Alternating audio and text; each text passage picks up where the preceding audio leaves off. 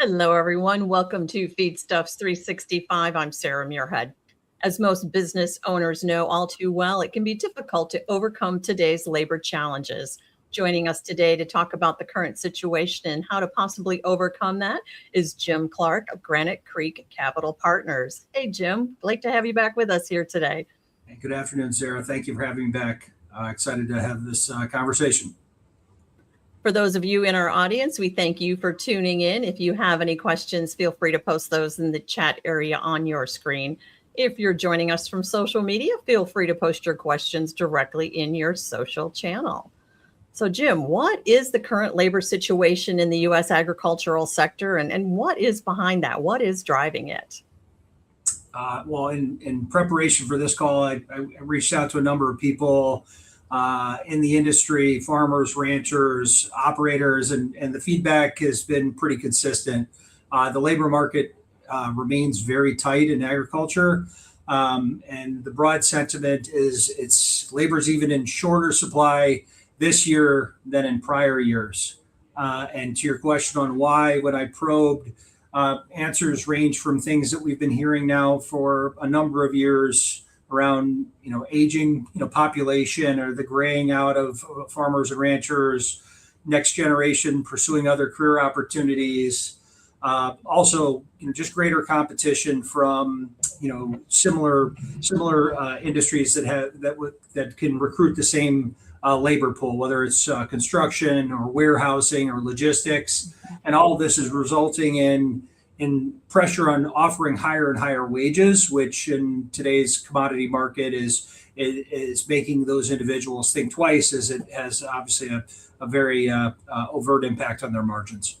As it relates to 2026, kind of different. I mean, people were quick to cite that obviously there's been changing immigration policies, which is reduce the supply of the temporary or seasonal laborers. Are we seeing the same level of challenge across the nation, or are there certain pockets or certain times of the year where the labor shortages tend to be much more pronounced? In my conversations, I did not hear anything around anything that would suggest differences geographically. Rather, that the comments, focused on the time of the year. More specifically, people cited spring and summer and fall, particularly in the northern part of the United States, is more weather dependent, where there's really elevated demand and labor tightness.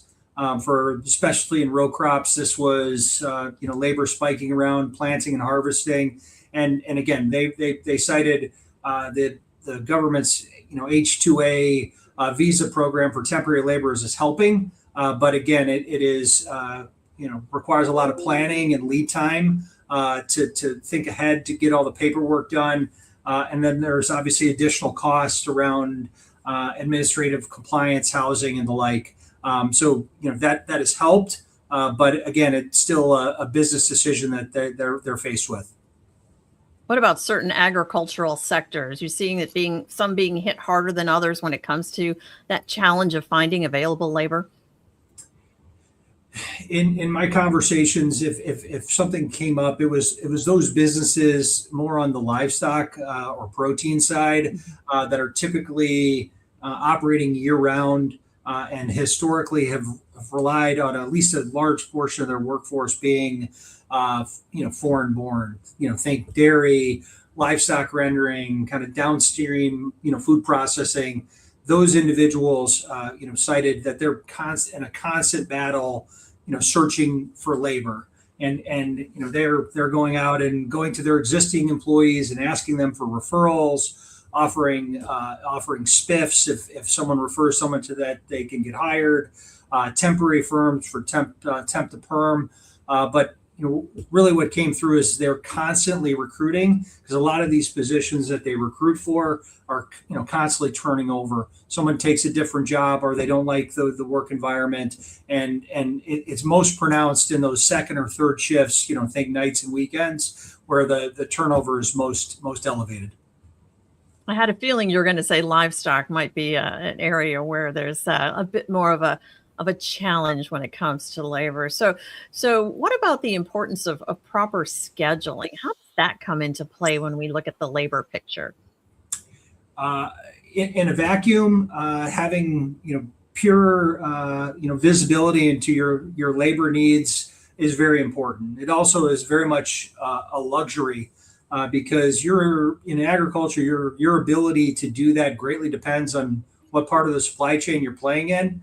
If in general businesses that are more predictable and how they schedule and can book laborers for hours, do better in recruiting and retaining labor. Examples include kind of more downstream food processing and packaging that look more like a traditional manufacturing environment. But unfortunately, for a lot of the upstream agriculture businesses, they're subject to external factors like weather, material availability, demand spikes that are driven by seasonality, product storage issues, for stability and shrink, and these variables make it really hard for those owner operators to plan ahead, and in those cases require some more flexibility within their labor force that are largely out of their control.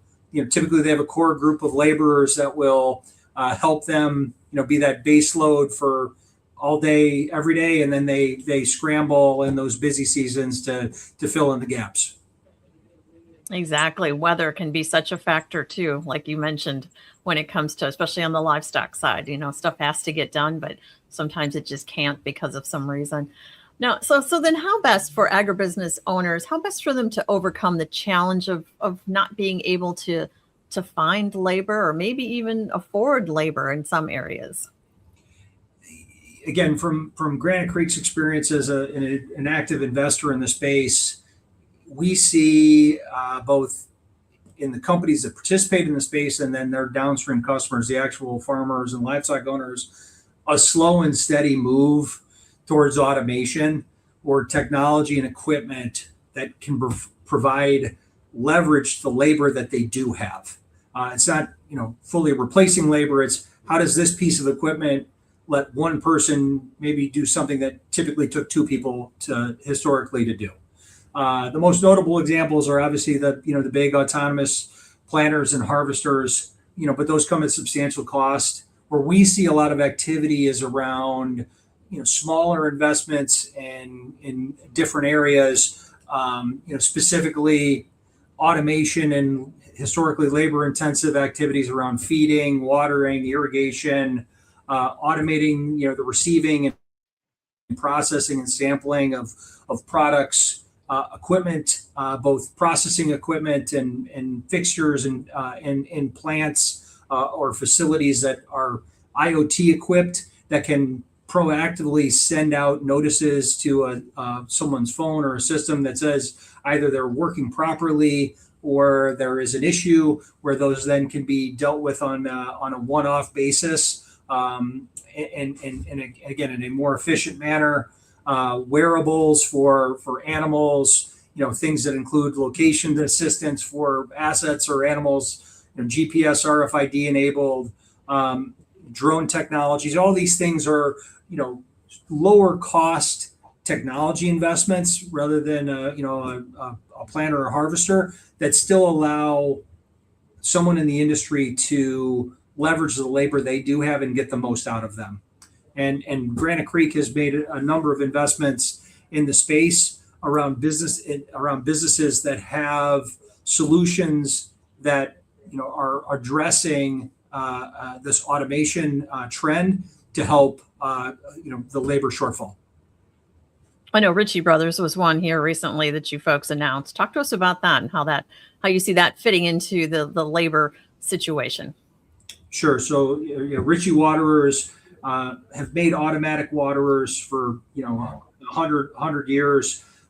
In recent developments over the last 5, 10 plus years, it's putting more technology into those waterers to let the individuals that install those waterers on their operations know that the equipment's working properly, such that they have they're expending less time and effort for people on their operations driving around to make sure that the water is available for the animals to drink. Another example, we made an investment in Seedbox Solutions. Seedbox makes, they have pooled seed boxes that, a lot of times have RFID technology in them that can tell both the seed processor, the distributor, and the farmer, kind of what seed they have, if it's been properly stored, and kind of where it's located and moved, and how much inventory they have left.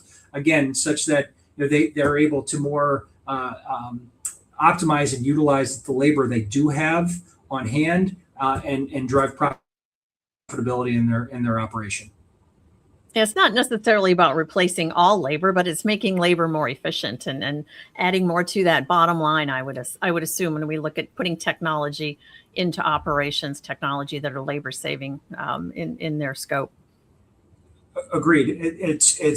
We used to run our operations with 12 people. Can we run it with 10 because we're constantly turning over those last two positions? And if we have a core group of 10, is there things that we can make investments in that allow those 10 to run the operation as efficiently or more efficiently than has been done historically?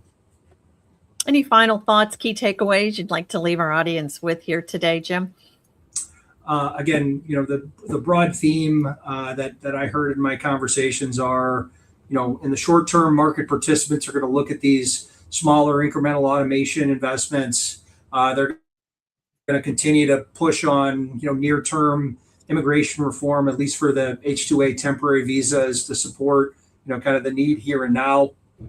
Over the medium term, I heard optimism around educating, domestic labor sources of the career opportunities in agriculture. There's jobs available, well-paying jobs with prospects in future, which is maybe different than some of the trends you're hearing in other industries, where technology is more materially displacing jobs. So they're hoping that there could be a rebalancing of interest in these opportunities, and then again, over time, more and more adoption of these labor enabling technologies and pieces of equipment that help individuals do more with less. Very good. Jim Clark of Granite Creek Capital Partners, thank you for joining us here today. Thanks again for having me, Sarah. Likewise, we appreciate all of you in our audience for tuning in. Until next time, for Feedstuffs, I'm Sarah Muirhead.